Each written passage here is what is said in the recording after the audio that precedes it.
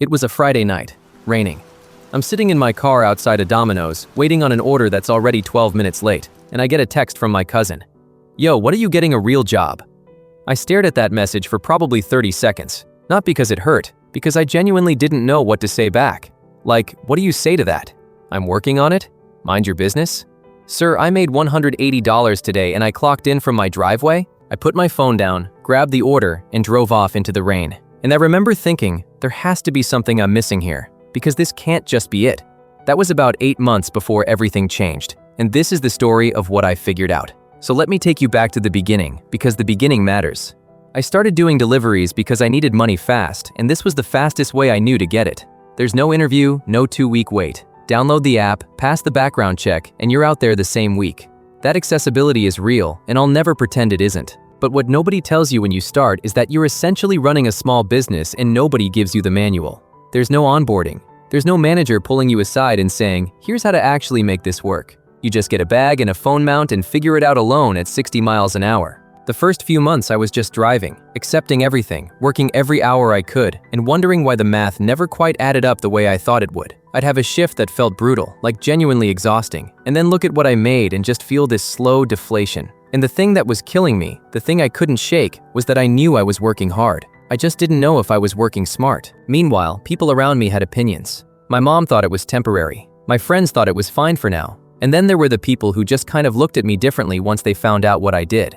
Like they were doing the math on my life and coming up short on my behalf. Like they were waiting for me to announce the real plan. The worst part wasn't the judgment. The worst part was that for a while, I half agreed with them. I kept waiting to feel like I was building something instead of just maintaining something, and that waiting made every shift feel heavier than it had to be. I drove a lot of miles thinking about that. The first thing I figured out, and this sounds so obvious in hindsight that it's almost embarrassing, is that running one app is the equivalent of having one client and calling yourself a freelancer. The moment that one client decides to change the terms, you have no leverage. None. DoorDash adjusted base pay, Uber Eats did the same, and Instacart did it quietly multiple times without any real announcement. Every platform has done it, and every platform will do it again because they can. So I started running 2 apps at the same time, then 3. And I treated them like I was the employer and they were competing for my hours. When DoorDash was slow, I'd check Uber Eats. When Uber Eats was dragging, I'd flip to Instacart. I only moved on orders that actually made sense. And something changed pretty quickly. Not dramatically, not overnight. But I went from grinding hard to earn a number I wasn't proud of, to grinding the same hours and seeing $25 to $30 an hour become my normal instead of my good day. That was the first unlock. The second one was hours, and I want to be specific here because vague advice is useless. For a long time, I was working whenever I could, which meant I was online at 11 a.m. on a Tuesday and wondering why it was dead. I wasn't thinking strategically at all. Then I started paying attention to when my best deposits came from, and I mean actually tracking it, not just guessing.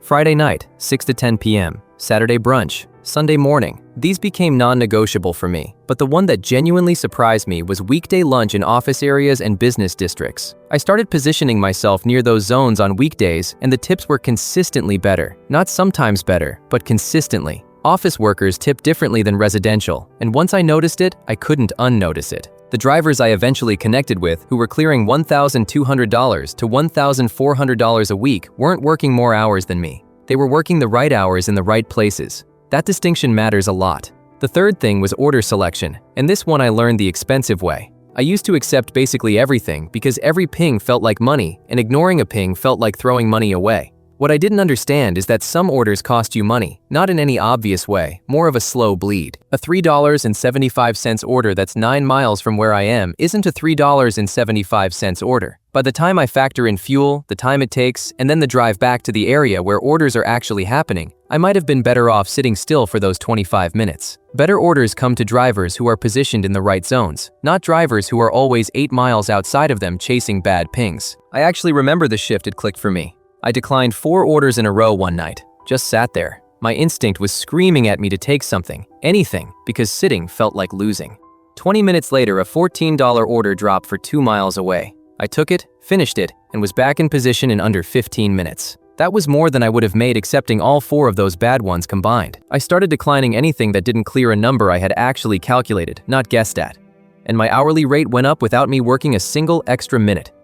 The tax thing I figured out late, and it still bothers me that nobody told me earlier. Every mile I drove for work was a deductible business expense, and so was the phone mount, the insulated bag, and every car wash I needed because someone's soup became a passenger. In 2024, the IRS mileage rate was 67 cents per mile. I was driving 700 miles some weeks. I was leaving real money on the table for over a year just because I didn't know I didn't have to. I downloaded Stride, it's free, and it runs in the background and logs everything. That's the whole tip. I just wish someone had given it to me on day one. Now here's where it gets interesting. Because the optimization stuff, the hours and the apps and the order math, that was phase 1. Phase 2 was realizing that the skills I'd built and the knowledge I had about my city had value that went way beyond any of the apps. I found cargo delivery almost by accident. A friend mentioned GoShare and I looked it up and couldn't believe I'd been hauling Thai food for $4 a run when platforms existed for moving furniture and appliances at $30 to $80 an hour. I had a pickup truck. I'd had it the whole time. I just didn't know there was somewhere else to point it. The jobs are physical. I won't romanticize it.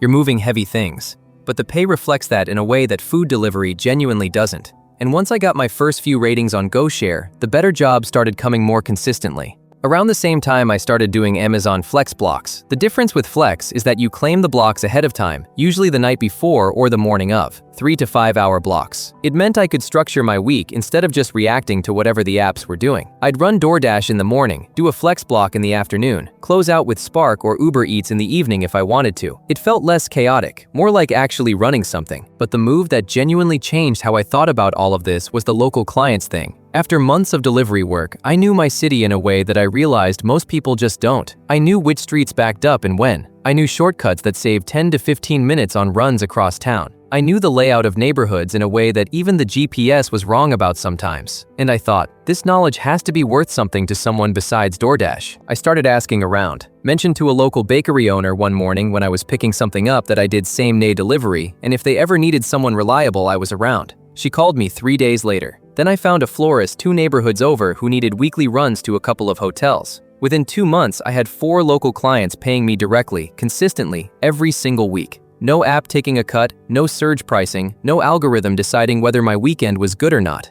That was the moment I stopped feeling like a delivery driver and started feeling like someone who owns something. And honestly, that feeling is hard to explain until you have it. It's not about the extra money, even though the extra money is real. It's that for the first time, the work felt like mine. Like I had built a small piece of something instead of just renting out my time to an app that doesn't know my name. The content piece I want to be honest about, because I was resistant to it for a long time. I thought filming my day was something other people did. People with more followers already, or better equipment, or more interesting lives. What I eventually accepted is that the reason delivery POV content performs so well is exactly because it's ordinary. People are tired of fake hustle content. They want to see someone real doing something real and figuring it out in real time. So I started filming. Nothing fancy. Phone mount on the dash, minimal editing, just honest documentation of what a day actually looked like. The earnings, the frustrating orders, the good shifts, the ones where nothing went right. 6 months in, I had 35,000 followers. Small by internet standards, real by any other measure. The ad revenue was modest, but it was there and growing, and it wasn't attached to whether I accepted a certain number of orders or maintained a certain rating. It was mine.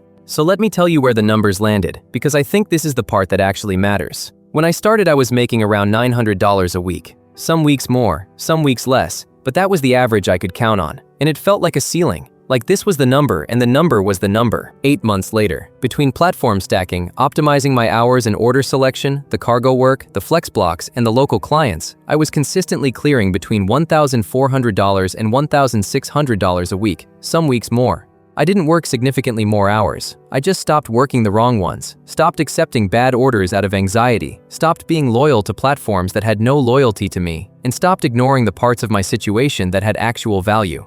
The content revenue was still small at that point, but it was growing, and it was something I'd built, not something I was granted. I'm not going to sit here and tell you I cracked the code on life. I'm still a delivery driver in a lot of ways. But I'm a delivery driver with a savings account that actually has something in it, a few things I built myself, and a completely different relationship to the work than I had a year ago. And the biggest shift wasn't the money, honestly. It was that I stopped waiting for someone to hand me a better situation and started building one out of the situation I already had.